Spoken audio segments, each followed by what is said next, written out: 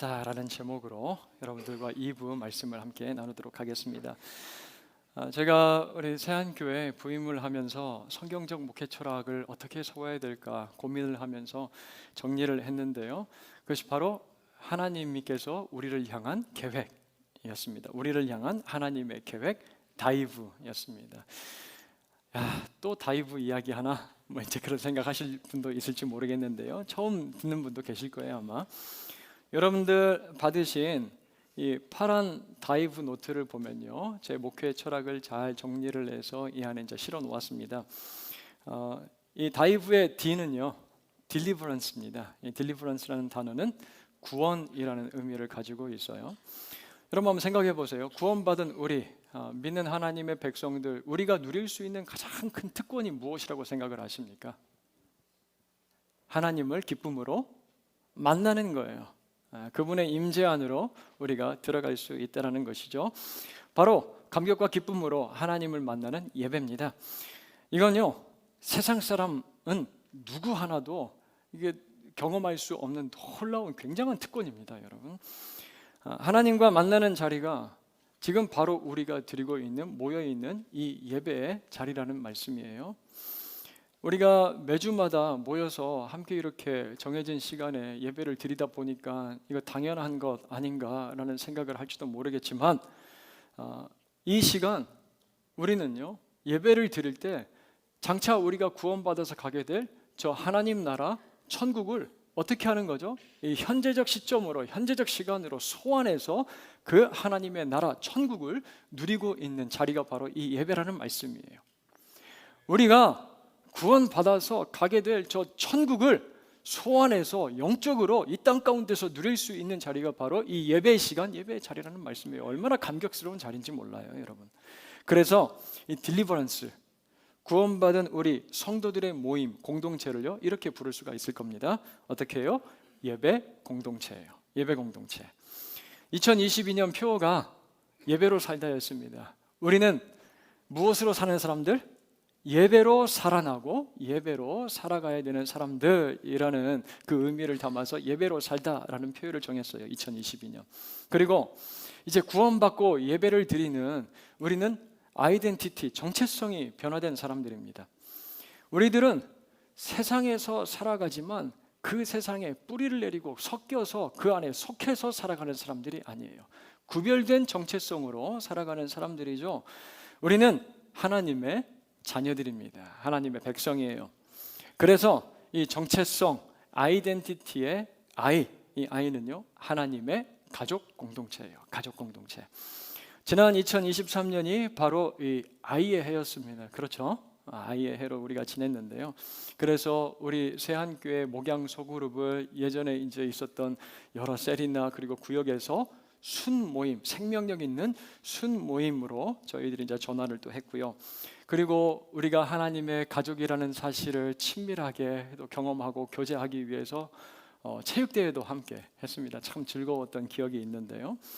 또 여러분들과 함께 지난 해를 보내면서 함께 이제 집중적으로 나눴던 말씀이 민수기 본문이었잖아요. 민수기가 우리에게 무엇을 가르쳐 줍니까? 그 핵심 내용이 뭐예요? 광야와 같은 인생길을 우리가 걸어가고 있지만 각 개인이 혼자 힘들게 고통스럽게 걸어가는 것이 아니라 우리가 함께 걷다였어요. 우리가 함께 걸어간다라고 말씀을 드렸습니다. 자, 그리고 올해는 V의 해입니다. 여러분, 이 V는 벤처기업 혹시 들어보셨죠? 이 벤처라는 단어예요. 이 벤처라는 단어는요, 새로운 모험, 새로운 여행이라는 그런 뜻을 가지고 있습니다. 도전과 모험과 여행이라는 뜻을 가지고 있어요. 우리가 예수 그리스도 안에서 새로운 정체성, 가족 공동체가 되었다면 이제 그 공동체의 머리 되시는 예수 그리스도께서 뭐라고 가르치시는지, 그분이 어떻게 살아가셨는지 그걸 배우고 훈련받아야 된다는 말씀이에요. 그래서 이 V를 그리스도의 제자 공동체, 훈련 공동체라고 우리가 부를 수가 있습니다. 그리고 이제 훈련받은 우리 세한교회 제자 공동체 여러분들은요, 2025년도에 이제 훈련받은 자들로 세상을 향하여 파송받고 복음을 선포하고 이 지역과 그리고 우리에게 주어진 선교지들을 향하여서 떠나가게 될 거예요. 복음 전포하고 하나님의 나라를 확장하는 그 사역에 우리가 함께 동참하고 사역을 감당하게 될 거예요, 여러분들. 자, 이렇게 다이브 목회 철학에 따라서 2024년 올 한 해는요, 예수 그리스도에게 우리가 배우고 그분을 따라가는, 예수를 닮아가는 제자 공동체의 그 방향성을 이제 맞추게 될 겁니다. 그래서 2024년 표어가 오늘 말씀처럼 뭐예요? 예수를 담다입니다. 2024년 제가 이제 비전을 세우고요, 우리 교육자들과 어떻게 하면 이 표현을 이미지로 잘 구현을 해서 잘 각인시킬 수 있을까 고민을 이제 굉장히 많이 했습니다. 함께 모여서 아이디어도 막 짜고요. 이제 그래서 그 담다의 이 받침을 네모난 박스처럼 만들었어요. 제가 이제 어저께 한 권사님하고 집사님에게 이 박스를 좀 만들어 달라고 부탁을 했더니 참 빡세다 이렇게 얘기를 해서 박스가 빡세다 이렇게 요걸 또 만들어 가지고 오셨어요. 이걸 이제 만들어서 저한테 이제 주셨는데, 이 네모난 박스 담다, 이게 미음으로 하면 담다고 리을 미음이면 담다라는 뜻이 되는데, 이 이제 박스를 보니까 여러분들 어떤 의미, 어떤 의도가 좀 전달되는 것 같지 않으세요? 이 안에 우리가 뭔가를 담아야 되겠다 라는 그런 이제 메시지가 보이잖아요. 우리가 먼저 예수님을 우리의 마음 가운데 어떻게 해야 담아야 그분을 어떻게 할 수가 있다? 닮아갈 수 있다라는 거예요. 우리가 우리의 마음 중심 가운데, 내면의 그 그릇 가운데 예수 그리스도를 담아야만 그분을 우리가 닮아갈 수 있다라는 말씀이에요. 지난주 새로운 시작이라는 주제를 가지고 우리가 2024년도 신년 특별 새벽 기도로 한 주간 이제 모였는데, 제가 새벽 예배당 안으로 들어가면서 하나님 앞에 간절한 이런 소원과 기도의 제목들이 있었습니다. 이제 보시다시피 우리 교회 본당 안이 어떻게 생겼어요? 정육면체처럼 딱 이렇게 사각으로 생겼잖아요.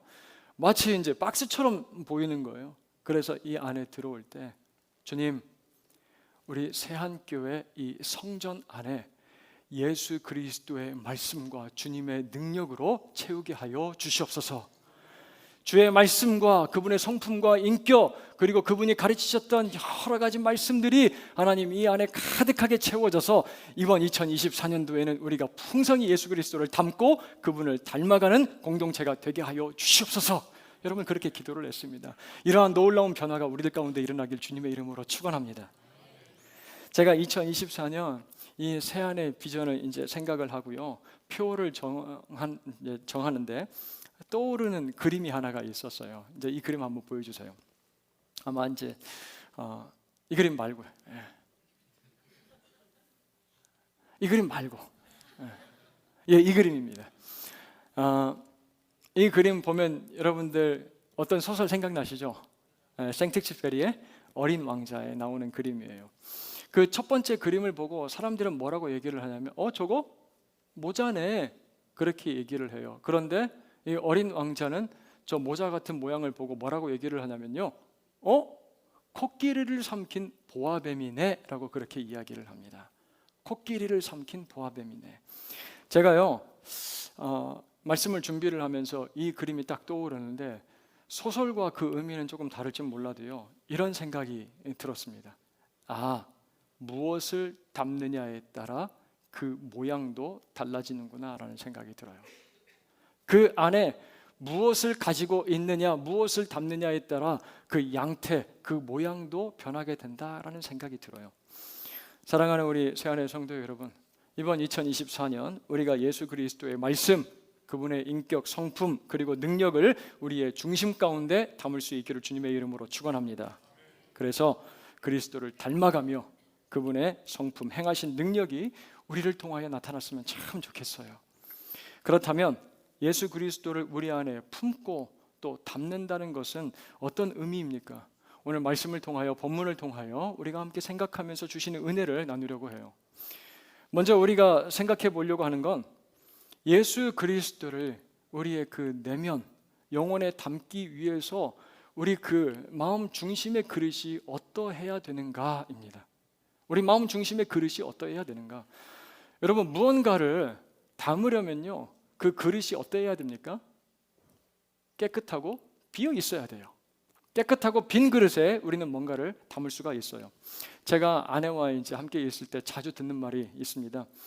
한 번씩 이제 제 방에 들어와서 청소를 막 하면서 이렇게 얘기를 해요. 쓸데없는 건 좀 버리시죠. 안 쓰는데 왜 이렇게 쌓아둡니까? 이거 안 쓰면 필요 없는 건 그냥 버리세요. 이제 그렇게 얘기를 합니다. 한 번은 아내가 나오지도 않는 펜을 종이 위에다 대고 막 이렇게 동그라미를 그리고 있어요. 그러면서 에이 안 나오네 그러면서 휴지통에 탁 버리는 거예요. 그러면서 뭐라고 합니까? 나오지도 않는 펜들을 왜 이렇게 펜통에다 잔뜩 꽂아놔가지고 이거 빽빽하게 들어갈 곳도 없다고 그렇게 얘기를 하는 거예요. 이제 나오지 않는 펜들을 다 뽑아서 휴지통에다 넣었더니 그 펜통이 굉장히 여유로워졌어요. 이제 막 돌아다니던 펜들을 다 거기다 이제 꽂을 수 있게 된 겁니다. 여러분, 여행에 갈 때 우리가 이제 배낭을 쌀 때도 마찬가지잖아요. 불필요한 것들, 쓸데없는 것들 그 안에 잔뜩 넣으면요, 나중에 정작 꼭 필요한 것을 넣으려고 할 때 그 안에 공간을 찾을 수가 없어요. 요즘 그 공항에 가서 무게 잴 때 그때 막 이제 트렁크 열어가지고 이것도 필요 없고 저것도 필요 없고 막 꺼내서 쓰레기통에다 버리고 놓고 가는 그런 모습도 보게 됩니다. 우리 디모데후서 2장 20절에서 21절 말씀을 찾아보겠습니다. 디모데후서 2장 20절 말씀이에요. 큰 집에는 금그릇과 은그릇뿐 아니라 나무그릇과 질그릇도 있어 귀하게 쓰는 것도 있고 천하게 쓰는 것도 있나니, 여기부터 함께 읽습니다. 21절. 그러므로 누구든지 이런 것에서 거룩하고 주인의 쓰심에 합당하며 모든 선한 일에 준비함이 되리라. 아멘. 큰 집이 있어요. 그 집안에 여러 종류의 그릇들이 있다고 합니다. 금그릇, 은그릇, 그리고 이제 함부로 아무렇게나 쓸 수 있는 뭐 나무그릇, 질그릇도 있어요. 귀하게 쓰는 그릇일 수도 있고, 그리고 천하게 쓰는 그런 이제 종류들, 다양한 종류들의 그릇이 있어요. 하지만 21절 가서 보니까 주인의 마음에 합당하게 그리고 요긴하게 사용될 수 있는 그 그릇은 어떤 그릇이라고 말씀을 하고 있어요? 깨끗한 그릇이라고 합니다. 깨끗한 그릇이에요. 여기서 이 깨끗한이라는 단어는요, 청소하다, 비우다라는 의미를 가지고 있습니다. 즉, 이 그릇이 어떤 그릇이에요? 빈 그릇이라는 말씀이에요. 빈 그릇. 식당에 갔는데요, 금태로 둘린 아주 아름다운 그 유리잔에다가 음료수를 받아가지고 내왔습니다. 이거 마시라고요. 그런데 이거 딱 마시려고 이 유리잔을 들었는데 사람 입술 자국이 막 묻어 있는 거예요. 그 안에 막 부유물도 조금씩 떠다니는 것 같고 침전물이 있고, 그거 보고 여러분들 뭐라고 말씀하시겠어요? 야, 이렇게 아름다운 잔에다가 주셨으니까 제가 다 감당하고 그냥 벌컥벌컥 마시겠습니다. 이렇게 이야기할 사람 한 명도 없을 거예요. 뭐라고 합니까? 아무리 아름답고 좋은 그릇 필요 없으니까 어디다 달라고요? 깨끗한 곳에 다시 받아주세요. 그렇게 얘기할 겁니다, 여러분. 우리가 깨끗하고 비어있는 그릇에 무언가를 담는 것처럼요, 우리 마음에도 예수 그리스도를 담으려면 우리 내면도 깨끗하게 비어 있어야 합니다. 비어 있고 깨끗해야 돼요. 거룩해야 됩니다. 내 마음은 그리스도의 집이라는 책을 읽어보면요, 예수님께서 우리의 마음 가운데 들어와서 여러 방문을 열어보고 그 안으로 들어가지 못하고 그냥 방문 닫고 다시 되돌아 나가는 모습을 볼 수가 있어요. 왜 그럴까요? 그 안에 깨끗하지 못한 것들로 가득 차 있기 때문에 그렇습니다. 내가 즐기는 오락, 물질을 사랑하는 욕심이 그 안에 자리 잡고 있고, 누군가를 용서하지 못하는 증오와 미움의 마음이 있고, 내 기준에서 이 정도면 괜찮은데 라고 생각하는 경직된 믿음, 신앙의 그러한 반복적인 생활 모습, 그러한 것들이 내 중심 가운데 가득 차 있기 때문에 예수님께서 그 안에 들어가시려고 문을 열었다가 그 안으로 자리 잡지 못하고 그냥 문 닫고 나오시는 모습을 사파로 볼 수가 있어요. 바울은요, 우리 마음에서 이러한 모든 불필요한 것들을 비워내고 예수 그리스도를 우리 마음 중심 가운데 담는 중요한 영적인 원리와 통찰들을 성경 여러 곳에서 이야기를 해주고 있습니다. 많은 곳에서 들려주고 있어요. 그런데 저에게 특별히 오늘 이 본문 말씀 고린도전서가 그 대표적인 가르침 중에 하나로 보였어요. 오늘 집에 가셔서 꼭 고린도전서 8장에서 10장까지를 잘 한번 정독해 보시기를 바랍니다. 8장에서부터 10장까지를 한번 읽어 보시는데요. 바울은 우리가 오늘 함께 읽은 이 고린도전서 11장 1절이라는 결론에 도달하기까지 이 8장부터 이와 관련된 이야기를 시작해서 들려주고 있어요. 그리고 또 그 이야기를 잘 요약 정리해서 23절부터 33절까지 우리에게 이제 들려주고 있는데요. 바울은 이 11장 1절에서 자신에 대해서 이렇게 결론적으로 소개를 하고 있습니다. 뭐라고 하냐면, 나는 누구를 본받는 자라고 해요? 나는 그리스도를 본받는 자가 됐다. 내가 그리스도를 본받는 자 된 것 같이 라고 해요. 그리스도를 본받는다고 해요. 또 빌립보서 3장 17절 말씀을 가서 보면요, 이렇게 되어 있습니다. 형제들아, 너희는 함께 나를 본받으라.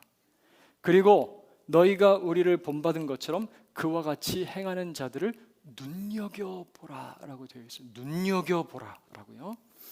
마지막 부분을 가서 보면요, 눈여겨보라는데 그 우리가 눈여겨봐야 되는 대상이 누구라고 합니까? 바울처럼 그리스도를 본받아 살아가고 있는 사람들의 그 모습을 자세하게 눈여겨보라는 거예요.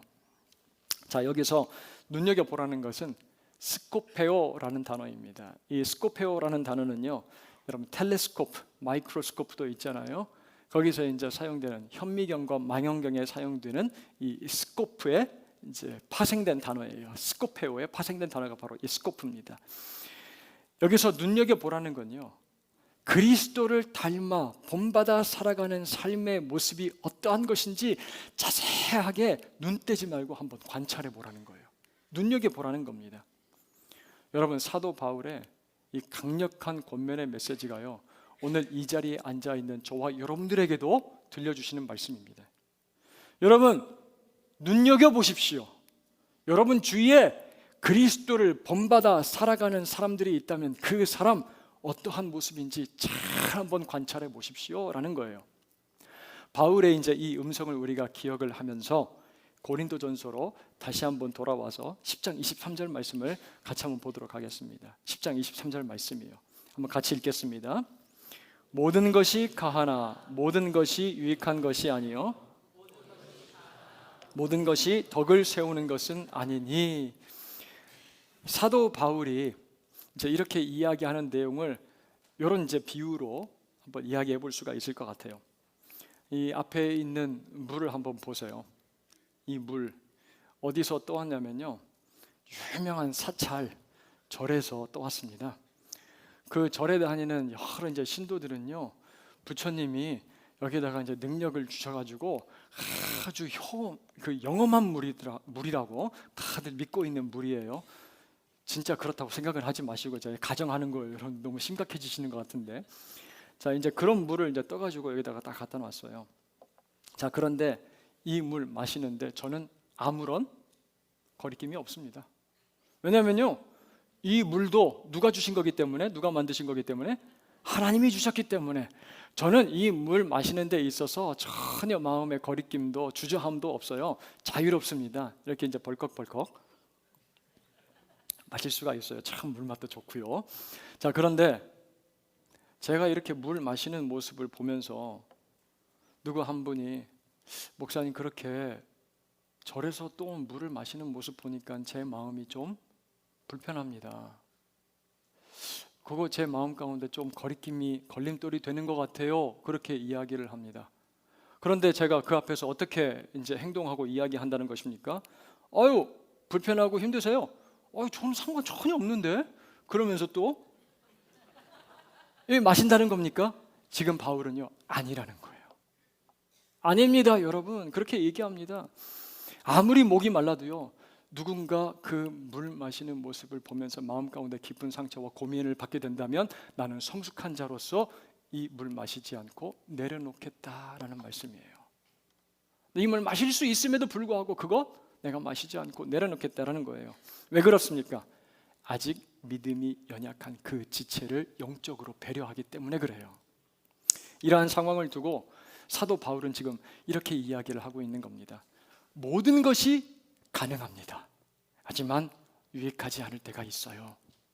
모든 것을 자유롭게 할 수 있어도 덕을 세우지 못할 때가 있습니다 라는 거예요, 여러분들. 이제 바울은 그동안 했던 이야기들을 종합 정리하면서 31절 힘있게 이제 펜을 들어서 이렇게 써내려갑니다. 고린도전서 10장 31절 말씀이에요.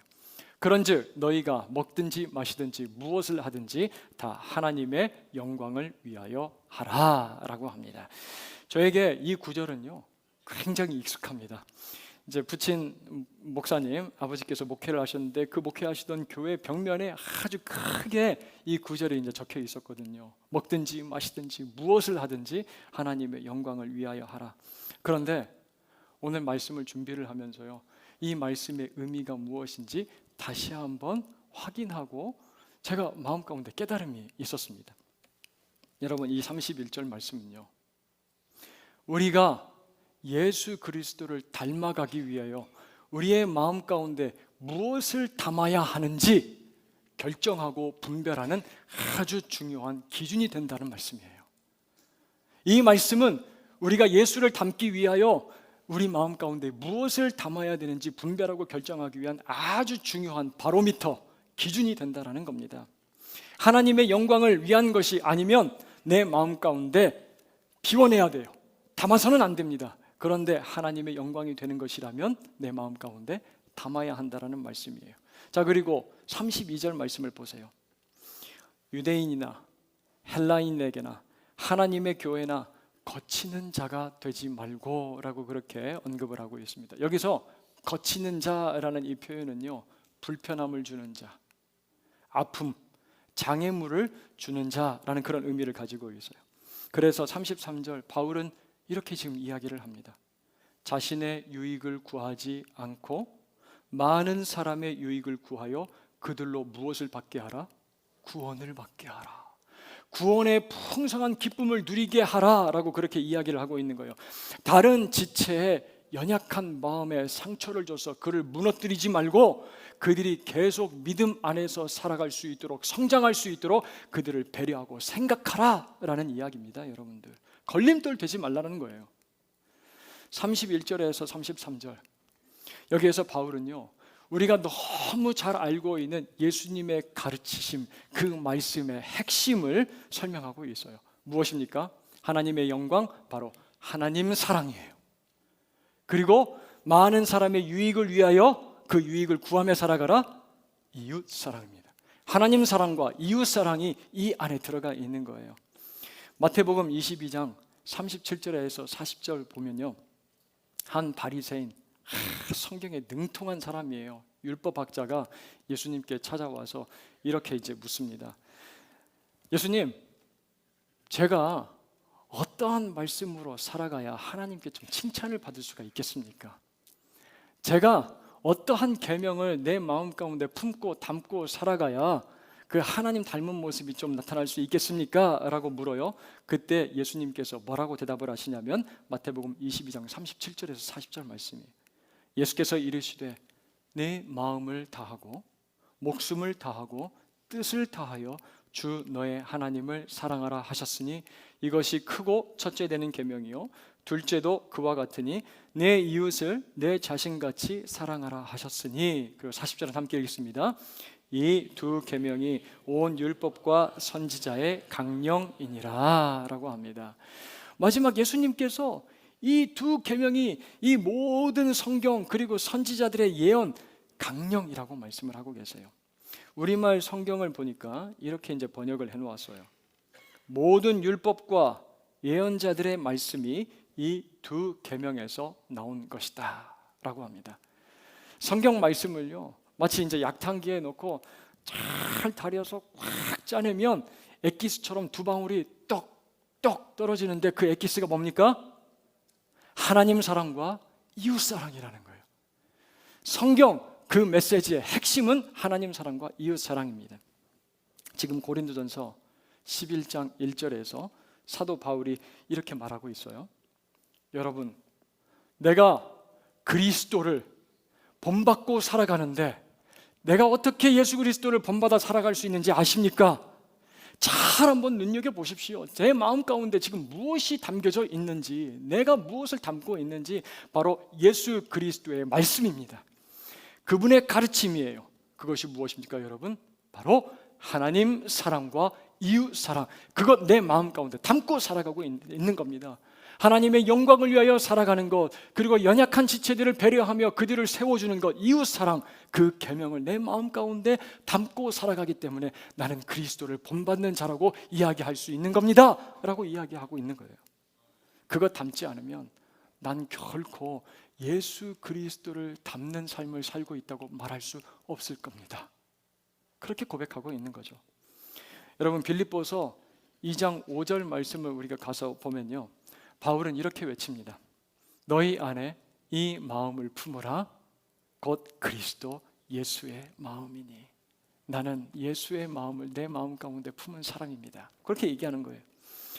여러분, 예수님께서 보여주신 그 인생, 삶을 잘 한번 생각해 보시길 바라요. 예수님은 누구만 사랑하셨습니까? 하나님만 사랑하셨어요. 다른 세상의 것들을 사랑하지 않으십니다. 그리고 또 누구를 사랑하셨습니까? 하나님께서 자기에게 허락해 주신 사람들을 사랑하셨어요. 자기 생명을 내어주시기까지 우리를 사랑해 주셨다라고 합니다. 하나님 말씀을 그 중심에 담고 하나님의 형상을 가장 완벽하게, 아니 하나님, 그분이 바로 예수님이시기 때문에 하나님을 보여주신 분이 바로 예수님이잖아요. 여러분, 2024년 새롭게 시작하는데 여러분들 마음 가운데 무엇이 담겨져 있습니까? 무엇을 품고 계세요? 아니, 우리가 하나님을요 잠시라도 사랑하지 않으면 우리의 마음 가운데 무엇이 틈타고 들어와서 자리 잡고 뿌리를 내리고 열매를 맺기 시작합니까? 여러 우상들이에요. 그것들 막 집요하게 들어와서 자리를 잡습니다. 세상 사람들은요, 이 공허한 마음을 채우기 위해서 얼마나 다양한 것들을 추구하는지 몰라요. 그렇게 추구해놓고 또 금방 실증을 느껴서 또 너무나도 자주 바꾸는 모습을 볼 수가 있어요. 성공을 추구하고 쾌락과 그리고 물질을 탐닉하기도 하고 외모와 건강을 우상으로 삼기도 하고요. 심지어는 내 자녀와 가족을 우상화시킬 때도 있어요. 자신이 원하는 것들을요 마음 가운데 담기 시작하면 그 사람은 굉장히 자기중심적이 됩니다. 굉장히 개인주의적인 모습을 볼 수가 있어요. 현대 사회를 뭐라고 부르는지 아세요? 우리가 이제 개인화된 시대 뭐 이런 말을 들어봤잖아요. 그런데 이렇게 부릅니다. 요즘에는 초개인주의화 시대라고 그렇게 얘기를 해요. AI, 그리고 여러분들 내가 원하는 것 주문만 하면요 얼마든지 이제 주문받아서 내가 받을 수가 있는 거예요. 철저하게 개인에게 맞춰진 그러한 시대, 그러한 사회를 살아가는 우리들의 모습을 보면서요 사람들이 이렇게 부르는 거예요. 초개인주의화된 시대라고요. 여러분, 하나님을 잃어버리고 하나님을 그 마음 가운데 담지 않고 하나님 사랑하지 않으면요 우리들은 내 이웃을 진실함과 정직함으로 도저히 사랑할 수가 없습니다. 자기중심, 내 중심이 되거든요. 그런 우리에게 지금 바울은 이렇게 명령형으로 아주 강력하게 선포를 하고 있어요. 메시지를 전하고 있습니다. 여러분, 하나님의 영광을 위하여 사십시오. 그리고 자신의 유익이 아닌 많은 사람의 유익을 구하며 사십시오. 하나님 사랑과 이웃 사랑입니다, 여러분. 하나님 사랑하시고 이웃 사랑하며 살아가는 저와 여러분 모두가 되길 주님의 이름으로 축원합니다. 그 예수님의 가르침을 마음에 담고 살아가는 사람, 이 바울은 감히 이렇게 선포할 수가 있는 거예요. 내가 그리스도를 본받는 자 된 것 같이 너희는 나를 본받는 자가 되라. 여러분, 이게 쉬운 얘기예요? 얼마나 두려운 얘기입니까? 부족하고 연약한 내 모습 따라하다가 누군가 큰 실수 저지르면 어떻게 해요? 그런데 바울은 이러한 노력 때문에, 이러한 몸부림 때문에 이렇게 이야기를 할 수가 있는 거예요. 여기서 본받다라는 단어는요 성경에 가서 보니까 이미테이터라고 되어 있어요. 이미테이터. 영어 성경에 보니까 모방자입니다. 우리가 어떠한 진품을 똑같이 따라 만든 제품을 뭐라고 부르죠? 이미테이션 뭐 이렇게 부르잖아요. 이미테이션. 내가 그리스도는 될 수 없지만 그분을 똑같이 닮아가려고 몸부림치고 있다. 내가 이미테이션 하려고 한다라는 겁니다. 여러분들도 예수님들의 모방자가 되십시오. 예수님 닮아가는 사람이 되십시오. 그렇게 얘기를 하고 있는 거예요. 그 노력을 보면서 그 노력 좀 따라하라는 거예요. 지금 바울은. 오늘 말씀을 준비를 하면서요, 제게 기억난 노래가 하나가 있습니다. 아마 아실 텐데 하덕규 씨의 가시나무입니다. 아직 보여주지 마시고요. 이거 읽느라 이제 정신 집중하게 됩니다. 그는 젊은 시절 허무한 것들로 그의 영혼과 인생을 막 가득 채웁니다. 술과 이제 대마초에 손을 대기도 했었고, 그리고 허무주의, 세상의 철학, 이데올로기, 그리고 울분과 저항에 막 사로잡혀서요, 아주 혼란스러운 인생을 살아갑니다. 그러다가 그 방황의 마침표를 찍기 위해서 한계령으로 올라가요. 이제 스스로 그곳에서 떨어져 죽으려고. 그런데 어떤 강력한 힘에 이끌려서요, 그는 산을 다시 내려오게 됩니다. 그리고 예배의 자리에서 예수님을 경험하고 예수님을 그 마음 가운데 담는 삶을 살아가기 시작을 해요. 그러면서 이러한 자신의 모습을 보게 되었다라는 겁니다. 하덕규 씨가. 욕심, 욕망이 자기 안에 너무나 가득한 거예요. 그래서 그 욕심과 욕망을 통해서 막 도단한 여러 가시들 때문에 그거 찔려서 상처받고 떠나가 버린 사람들이 눈에 보이기 시작하고요. 그래서 너무나도 외롭고 고통스럽고 어두움, 슬픔, 비참함 가운데 갇혀 살아가고 있는 자기 자신의 모습이 보이더라는 겁니다. 그런데 그 가시덤불을 막 뚫고 들어오는 분이 보이더라는 거예요. 그 가시에 찔려서 막 피가 나는데도 불구하고 어떻게 해서든지 자기 안에 들어오려고 몸부림치는 분 보이더라는 거예요. 그분이 예수님이 그렇게 자기 눈에 보였다라는 겁니다. 그러면서 10분 만에 곡을 써내려갔는데 바로 그가 쓴 곡이 이 가시나무라는 노래예요. 지금 가수 하덕규 씨는 목사로 그리고 찬양 사역자로 그렇게 섬기고 있습니다. 하나님의 나라를 위해서. 내 속엔 내가 너무도 많아 당신의 쉴 곳 없네 내 속엔 헛된 바램들로 당신의 편할 곳 없네. 여기까지만 부르겠습니다. 내 속엔 내가 어쩔 수 없는 어둠, 당신의 쉴 자리를 뺏고 내 속엔 내가 이길 수 없는 슬픔, 무성한 가시나무 숲 같네. 바람만 불면 그 메마른 가지 서로 부대끼며 울어대고 쉴 곳을 찾아 지쳐 날아온 어린 새들도 가시에 찔려 날아가고 바람만 불면 외롭고 또 괴로워 슬픈 노래를 부르던 날이 많았는데 내 속엔 내가 너무도 많아서 당신의 쉴 곳 없네. 이런 노래를 불러요. 사랑하는 우리 새안의 성도 여러분, 2024년을 우리가 시작을 합니다. 그렇게 시작하고 있는 여러분들 마음의 그릇에 무엇이 담겨 있습니까? 사랑하는 여러분, 우리의 마음 가운데 예수 그리스도 담을 수 있기를 주님의 이름으로 간절히 소원합니다. 아까 보여드렸던 이 박스 안에 제가 뭘 좀 담아가지고 왔어요. 첫 번째로는요, 성경 담아가지고 왔습니다. 여러분들 마음 그 그릇 안에 올 한해는 하나님의 말씀을 풍성히 담을 수 있기를 바랍니다. 이 말씀의 핵심이 무엇입니까? 하나님 사랑과 이웃 사랑이에요. 하나님만이 사랑하시고 이웃 사랑하는 저와 여러분들 되기를 간절히 소원합니다. 그 하나님의 말씀을 여러분들의 삶 가운데 담으시기를 바라요. 그리고 하나님 사랑과 이웃 사랑의 완성과 실천이 무엇입니까? 예수 그리스도의 십자가예요. 예수 그리스도의 십자가. 그 십자가 여러분들의 마음 중심 가운데 담고 살아가시기를 간절히 소원합니다.